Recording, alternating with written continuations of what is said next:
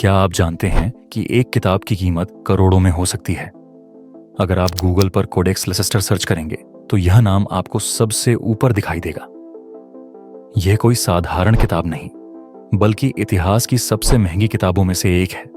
इस किताब को साल 1994 में बिल गेट्स ने खरीदा था।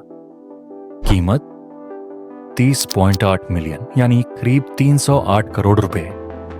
आज इसकी कीमत लगभग 400 करोड़ रुपए आंकी जाती है। अब सवाल उठता है कि आखिर इस किताब में ऐसा क्या है जिसने माइक्रोसॉफ्ट के फाउंडर को इसे खरीदने के लिए प्रेरित किया। Codex Leicester Leonardo da Vinci की लिखी एक अनमोल पांडुलिपि है। लियोनार्डो दा विंची को हर क्षेत्र का मास्टर कहा जाता है। उन्होंने 500 साल पहले वह लिखा और बनाया जिसे आज की आधुनिक तकनीक और विज्ञान के साथ देखा और समझा जा रहा है। 500 साल पहले दा विंची ने मानव शरीर के 240 स्केच बनाए थे। बिना किसी आधुनिक तकनीक के उनके ये स्केच आज की मेडिकल साइंस के चित्रों से मेल खाते हैं। इतना ही नहीं, अपनी जिज्ञासा शांत करने के लिए वे कब्रिस्तान जाते थे, कब्रों को खोदते और मानव शरीर का अध्ययन करते थे। अगर आपने फिल्म बाहुबली देखी है तो बलाल देव का विशाल रथ याद होगा। लेकिन क्या आप जानते हैं कि इस रथ का डिजाइन दा विंची ने 500 साल पहले ही बना लिया था? आपको सैटेलाइट से खींची इटली की तस्वीरें तो दिखती होंगी, पर हैरानी की बात यह है कि दा विंची ने 16वीं सदी में सैटेलाइट और ड्रोन के बिना केवल अपनी कल्पना से इटली का हूबहू नक्शा बना दिया था। 500 साल पहले दा विंची ने कई हथियारों के डिजाइन बनाए। उन्होंने एक ऐसा टैंक डिजाइन किया था जो कछुए के आकार का था और चारों ओर तोपें लगी थीं। यह दुनिया का पहला टैंक मॉडल माना जाता है। दुनिया ने पहला हेलीकॉप्टर 1940 में देखा, लेकिन दा विंची ने 500 साल पहले ही हेलीकॉप्टर के उड़ने का पूरा डिजाइन तैयार कर लिया था। उस समय तकनीक की कमी के कारण इसे हकीकत में बदल नहीं पाए, लेकिन उनके विचार बेहद अद्भुत थे। दा विंची पक्षियों से बहुत प्रेम करते थे। उन्होंने उड़ने की तकनीक को पक्षियों को देखकर समझा और हवा में उड़ने वाली मशीनों के मॉडल बनाए। क्या आप जानते हैं, लियोनार्डो दा विंची केवल एक महान चित्रकार ही नहीं, बल्कि विज्ञान और तकनीक के क्षेत्र में भी अद्भुत सोच के धनी थे। उनके पक्षियों के प्रति प्यार ने उन्हें उड़ान की तकनीक समझने की ओर प्रेरित किया। दा विंची को पक्षियों से बेहद लगाव था। वे पक्षियों को पिंजरों से आजाद करते थे और उन्हें उड़ते हुए ऑब्जर्व करते थे। वे सोचते थे, पक्षी आखिर कैसे उड़ते हैं? इस जिज्ञासा ने उन्हें फ्लाइंग मशीन का डिजाइन बनाने के लिए प्रेरित किया। उन्होंने पक्षियों के पंखों की हर हरकत को फ्रेम दर फ्रेम समझने का प्रयास किया। बिना किसी आधुनिक कैमरे या वीडियो तकनीक के उन्होंने पक्षियों की उड़ान का अवलोकन करके इसे स्केच के रूप में कैद किया, और इसी प्रक्रिया से उन्होंने मानव उड़ान के लिए एक मॉडल तैयार किया जिसमें इंसान के बैठने की जगह तक बनाई गई थी। पैराशूट का आविष्कार और उसका परीक्षण। पैराशूट के आविष्कार का श्रेय अक्सर सेबेस्टियन लेवर्ड को दिया जाता है, लेकिन इसका पहला स्केच दा विंची ने ही बनाया था। छतरी जैसे स्ट्रक्चर के साथ उन्होंने हवा में उड़ने का एक खाका तैयार किया। साल 2000 में एंड्रेन निकोलस ने दा विंची के बनाए स्केच पर आधारित पैराशूट बनाकर 10,000 फीट की ऊंचाई से छलांग लगाई। बिना किसी आधुनिक सुरक्षा उपकरण के वे सुरक्षित नीचे उतरे। यह दा विंची की सोच की सटीकता का प्रमाण था। मोनालिसा एक रहस्यमयी पेंटिंग। दा विंची के जीवन का सबसे खास प्रोजेक्ट था मोनालिसा। इस पेंटिंग को पूरा करने में उन्हें 14 साल लगे। इसे बनाने के लिए उन्होंने बाल से भी बारीक ब्रश का इस्तेमाल किया। मोनालिसा की मुस्कान और उसकी रहस्यमयी आंखें आज भी लोगों को हैरान करती हैं। कुछ कहते हैं कि यह खुद दा विंची का फीमेल वर्जन है, तो कुछ मानते हैं कि इसमें कई छुपे हुए राज हैं। द लास्ट सपर एक ऐतिहासिक पेंटिंग। उनकी एक और मशहूर पेंटिंग है द लास्ट सपर, जो जीसस और उनके 12 शिष्यों की आखिरी रात को दर्शाती है। यह पेंटिंग न केवल कला का अद्भुत नमूना है, बल्कि इसमें गहराई से छिपे कई संकेत और प्रतीक। सेल्फ ड्राइविंग व्हीकल का विचार आज टेस्ला सेल्फ ड्राइविंग कारें बनाती है, लेकिन क्या आप जानते हैं कि सेल्फ ड्राइविंग व्हीकल का पहला स्केच भी दा विंची ने बनाया था, उनकी सोच उस समय के लिए अविश्वसनीय थी। क्या आप जानते हैं, लियोनार्डो दा विंची, जिन्हें हम उनकी पेंटिंग्स जैसे मोनालिसा और द लास्ट सपर के लिए जानते हैं, असल में एक ऐसे जीनियस थे जिनकी सोच उनकी जमाने की तकनीक से सदियों आगे थी। सेल्फ ड्राइविंग कार का आइडिया।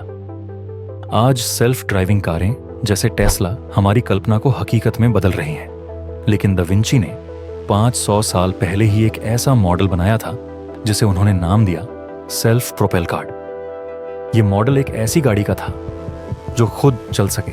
सोचिए, उस समय ना इंजन थे ना तकनीक, लेकिन उनकी सोच इतनी एडवांस थी कि अगर आज वो होते तो शायद कार को हवा में उड़ाने का तरीका भी निकाल चुके होते।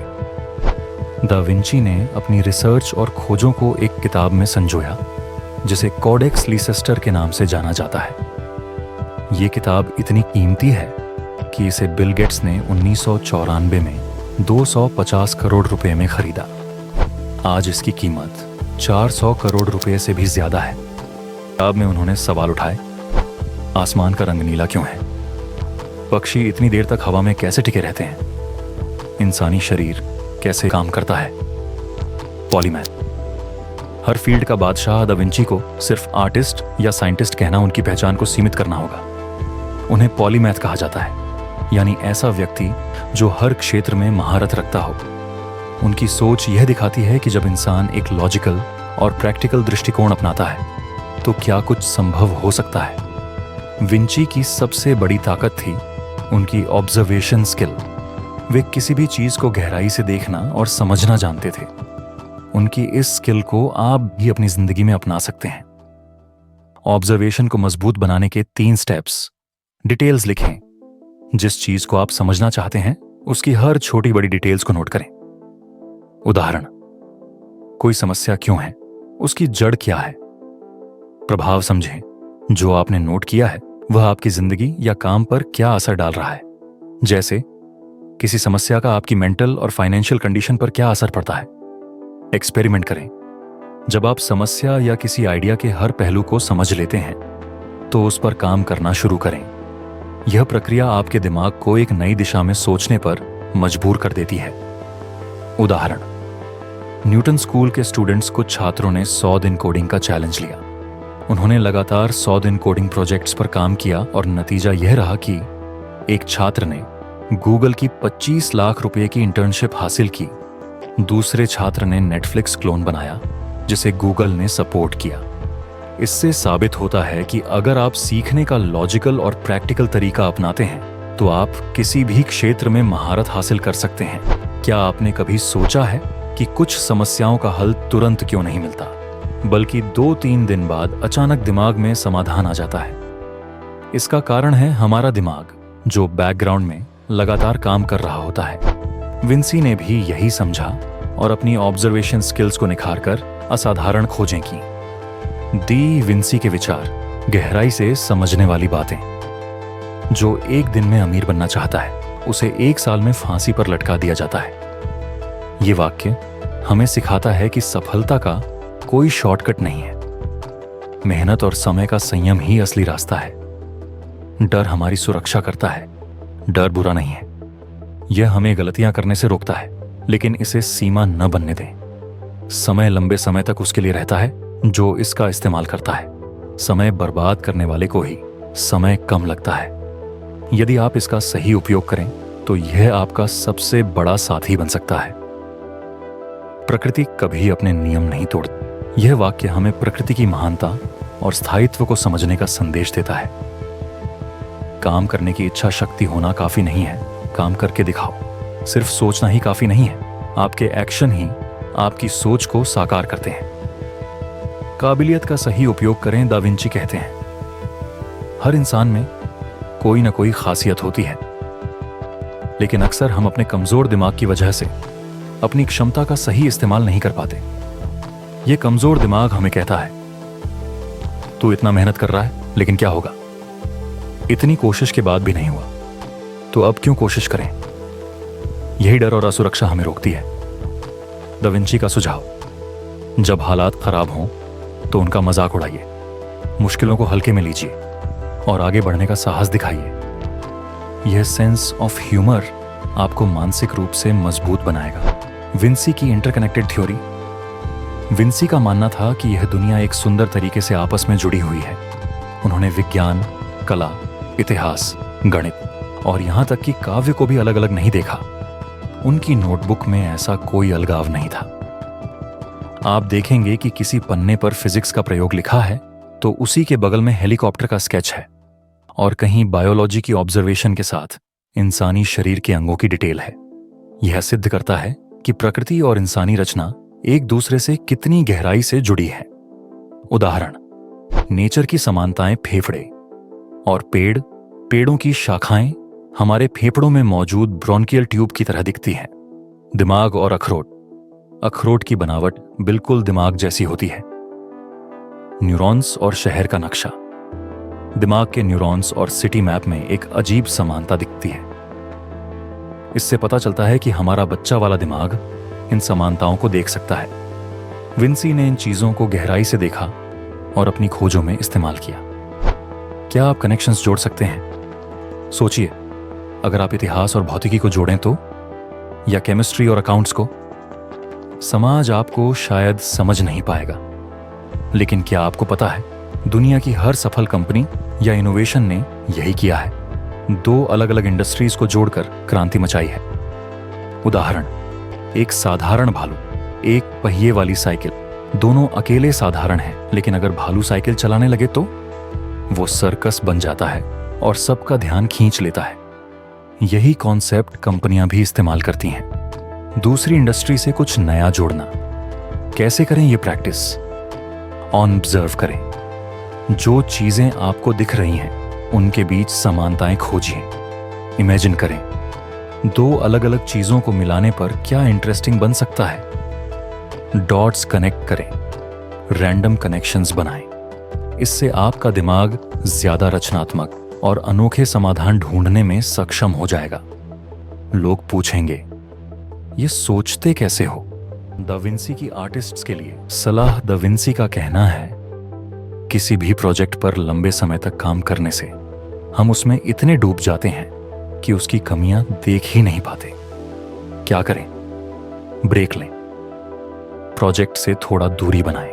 जब वापस लौटें तो आपका नजरिया फ्रेश होगा और आप सुधार बेहतर तरीके से कर पाएंगे। सबसे जरूरी गुण, जिज्ञासा, क्यूरियोसिटी। दुनिया का हर जीनियस, चाहे वह वैज्ञानिक हो, कलाकार हो या उद्यमी, जिज्ञासा को अपनी ताकत बनाता है। जिज्ञासा आपको सवाल पूछने पर मजबूर करेगी, जवाब ढूंढने के लिए एक्शन लेने पर प्रेरित करेगी, आपकी सोच को गहराई और विस्तार देगी। इनोवेशन का रहस्य, सफलता और वर्तमान स्थिति के बीच का पुल जिज्ञासा है। अगला कदम, सीखने की आदत डालें। अगर आप जानना चाहते हैं कि सवाल कैसे करें और कैसे अपनी जिंदगी बदलें, तो रीइन्वेंट। आपकी यात्रा शुरू होती है तो आज ही 2 अलग चीजों को जोड़ने की कोशिश करें। सवाल करें, जवाब खोजें और देखिए कैसे आपका दिमाग असंभव को संभव बना सकता है। अगर ये वीडियो आपको पसंद आई तो शेयर करें। अगली बार मिलते हैं एक नई सोच और प्रेरणा के साथ। All the best.